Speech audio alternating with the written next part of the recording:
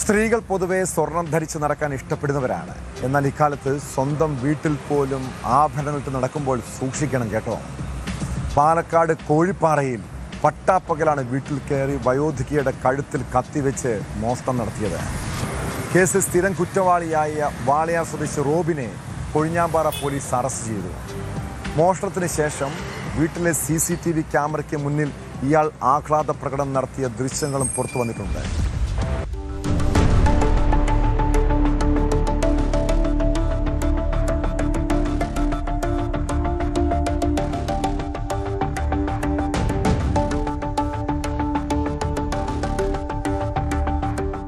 രണ്ട് പോക്സോ കേസുകളിൽ പ്രതിയാണ് റോബിൻ.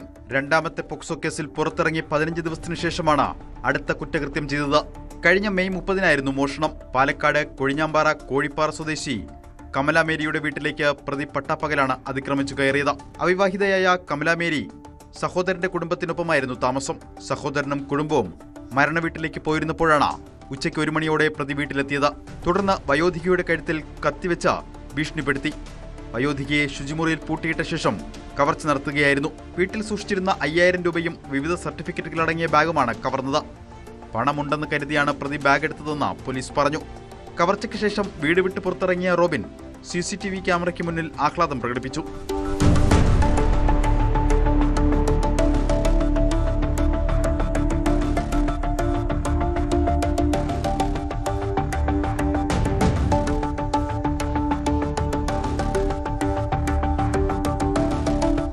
നിരീക്ഷണ ക്യാമറ ദൃശ്യങ്ങൾ കേന്ദ്രീകരിച്ച് നടത്തിയ അന്വേഷണത്തിലാണ് പ്രതി പിടിയിലായത്. പ്രതിയുമായി പോലീസ് തെളിവെടുപ്പ് നടത്തി.